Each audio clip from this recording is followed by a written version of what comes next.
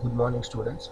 So in the last class we were discussing the different states of a process, and we are discussing the different states of state transitions of these processes, right? And we left the discussion in between because of um, the shutting down of this my laptop, right? So in today's class we will continue the discussion which is the state transition of a process, right? So in the last class we come to know that there are four states of the process. One is ready, blocked, running, and terminated, right? So the fundamental state transitions of these processes is going to occur between different states because of some reasons, right? So what are those causes, what are those reasons, we will see now, right? So let us assume state of a process is ready, right? And it is ready to ready for the execution once the CPU is allocated to that particular process, right? So once a CPU is allocated to a ready process, then it will jump into a running state, right? So that means the process starts running on the central processing unit. The process is dispatched, what we call it as a dispatch. CPU begins or resumes execution of its instruction, right? So if it is a new process, then the CPU will start executing that process. If it is a already old process which is blocked due to high priority processes, then even the execution of that older processes or blocked process is resumed from where it has interrupted or from where it has blocked, right? So here the operating system will provide an environment to run that particular process or to execute that particular process, which is called as dispatching. So the definition of dispatching, context save and all we have seen in the last class. Second uh, transition is when process is in blocked state. When process will be in blocked state, whenever the process requests for any kind of resources, and if those resources are not available with the operating system, then its state will be marked as blocked, right? So in such cases the process will be under a blocked state, and it will jump from that blocked state into a ready state only when the requested resources are granted to those particular processes. Okay. The transition of a block to ready state will happen once the resources requested by the processes will be granted. A request made by the process is granted or an event for which it was waiting occurs, right? So let us say a process is waiting for the result from other processes. Uh, in such cases also the process will be blocked. So once the process gets the information from the other process, this is called the event, occurring of an event, right? So which was handled by the operating system, and the process state will be changed from block to ready.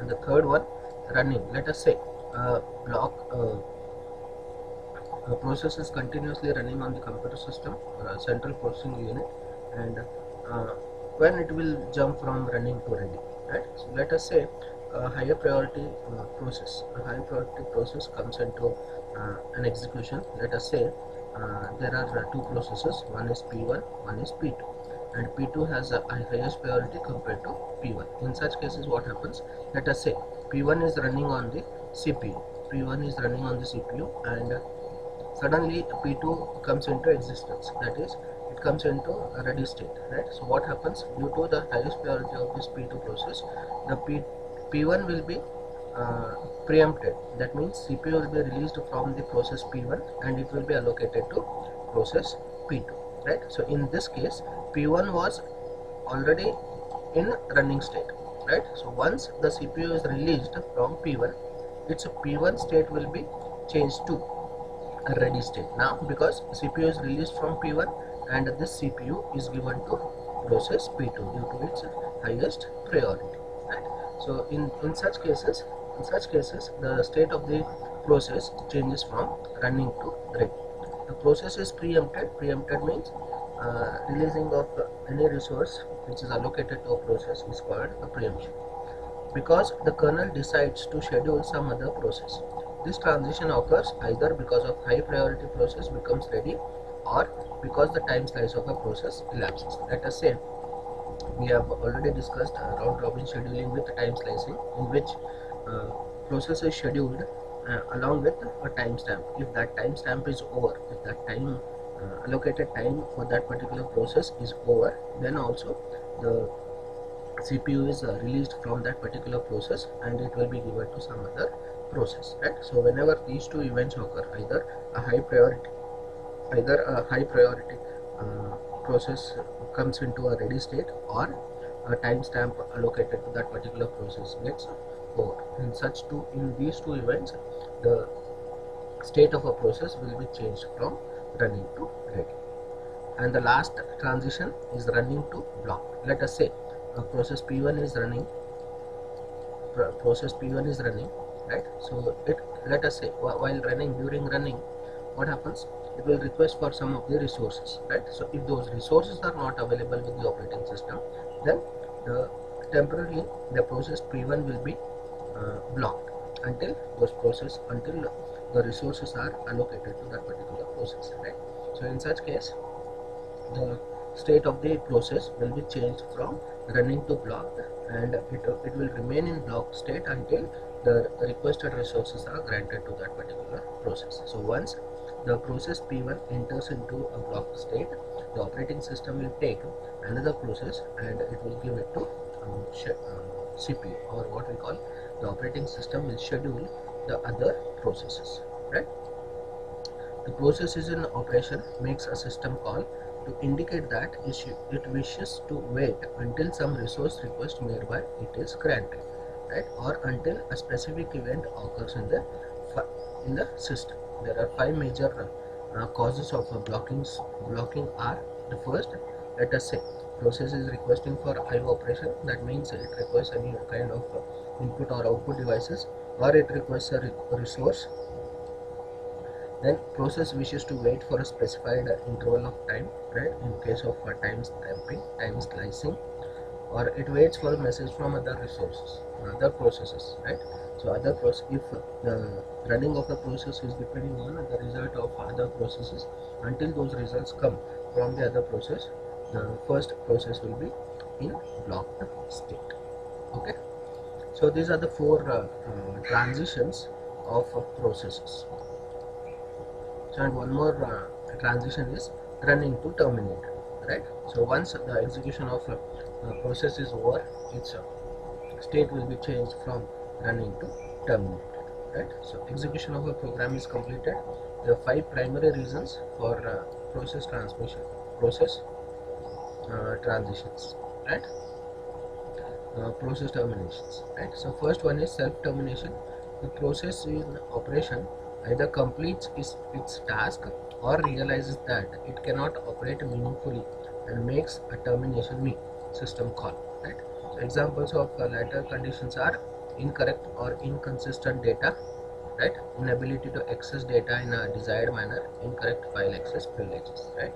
So forcefully, if any of the following events, like inability to access the data in a file, inconsistent data, right? So if these things are occurring in the process, during that case the process will be terminated, right? So that is called self-termination. Next, termination by a parent, right? So in case of parent primary process and the second process, that is parent process and the child process, the termination can also be done by the parent process. The process makes a terminate PI system call to terminate child process PI when it finds that execution of the child process is no longer necessary for or meaningful, right? So once the execution of a child process is over, then parent process can establish a system call to terminate that particular child process, right? So because it has already terminated its execution, and even the running of that particular child process is not meaningful for the parent process. In such cases, the process will be terminated, right? Next, exceeding the resource utilization. An OS may limit the resource that a process may consume, right? So OS will OS will allocate a limited number of resources to a particular process, because operating system need to handle multiple number of processes, because the multiple number of processes will be running in the computer system. So operating system has to handle a fair service to all the processes. In such cases, it will not allocate whatever the process requests for the IO devices. It will limit those IO devices to a particular process, right? Because it has to give a fair service to all the processes.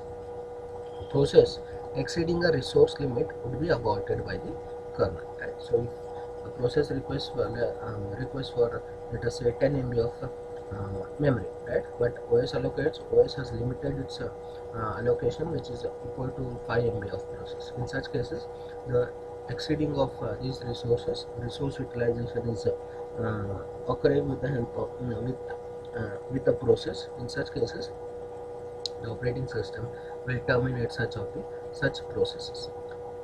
Fourth one, abnormal conditions during operation. The kernel aborts a process if an abnormal conditions arise due to the instruction being executed. Execution of an invalid instruction, execution of a privileged instructions. Privileged instructions in the sense there are two modes of an operating system. One is privileged mode and the user mode, right? So privileged mode,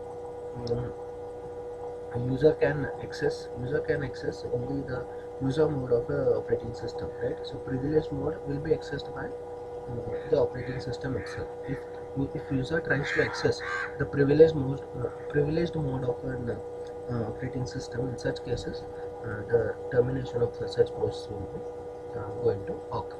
And arithmetic conditions like overflow or memory protection violation, right? So whenever the abnormal conditions, whenever the instructions which are not valid, if you try to execute such instructions, then termination of the process will occur, right? So let us say if you are trying to divide 5 by 0, right? So this is overflow, this is an error, right? So there is no instruction which is going to execute this kind of operation, right? So whenever such cases occur, the operating system will forcefully terminate such processes, right? So these are the different causes of a process when it changes its state from running to dead.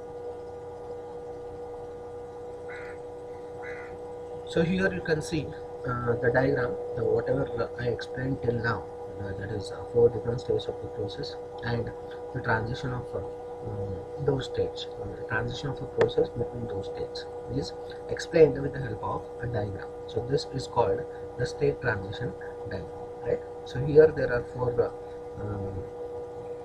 four states: ready, right? One is ready, right? Always a new process whichever comes into an existence, right? So whenever it starts its execution, it will be kept in a ready state, right? So because everything is available until and unless the execution of that process starts, then operating system will not come to know that what that particular process wants, right? Whether it wants some of the IO devices, right, memory, right? So until and unless the execution of those particular process starts, the operating system will not come to know what that particular process wants. So for this reason, always whenever a new process comes into existence or starts its execution, then it will be kept in a ready state, right? So once a CPU is allocated to that particular process, it starts its execution, right? So once the execution of such processes starts, then only the operating system will come to know that what process actually wants, right? So always a new process will enter into a ready state, right? So once it is in ready state, right? If that process turn comes, then operating system will create an environment to run that particular process. So that the process of creating an environment of the operating by the operating system is called the dispatching. So once the dispatching is done, then CPU is allocated to that process. Let us say the process P1 is coming into existence and it wants its execution to be started, right? So in such cases, the P1 will be kept in a ready state, and once the CPU is free from rest of the processes, then that CPU will be allocated to process P1, right? So once P1 CPU is allocated to P1, P1 will jump from ready to running state, because operating system is going to create an environment to run this process, right? So it will dispatch this process, and its state will be changed from ready to run, right? So once that P1 enters into a running state, then the process P1 starts running, right? So let us say if it is a simple process, which doesn't require any kind of memory or IO devices, then as soon as that particular process is changed from ready to running, it will terminate its execution, because it doesn't request any kind of IO devices, right? So it's a simple process. In such cases, the state of the process will be changed from running to terminated, because it has not made any kind of IO requests, right? So it's a simple process. Once it is loaded, once a CPU is allocated to that particular process, it will execute and it will terminate itself, right? Or this is the second case, that is running to terminate, right? So once its completion is over, execution of that particular process is over, then its state is changed from running to terminate. And the third one, let us say if that process P1 requests for some kind of a resource, and if those resources are not available right now with the operating system, then what happens? The state of the process is changed from running to blocked, right? So P1 will be its state will be changed from running to blocked when resource or the wait request. Whenever the process requests for any kind of resource, and if it is not available with the operating system, then its state will be changed to blocked state, right? Next, once once it enters into block state and a particular resource is granted by the operating system, then it will again change its state from block to ready. This transition will happen when the resources are granted or made complete, right? I hope you are following this diagram, right? And the last one, uh, this part, when it takes when it is taken from the running state and kept into ready state. Let us say one more process comes. If P1 is running in a running state, and one more higher priority process comes, let us say P2. In such case, the CPU has to be released immediately from P1, and it has to be given to a highest priority process, which is P2. In such cases, the state of the P1 will be changed from running to ready. So what we call it as a preemption. Temporary releasing of a CPU from the process is nothing but a preemption, right? So I hope you understood all these four process and the transition between those process states, right? So here he has explained with an example, right? So this we will discuss it in next slide. Okay.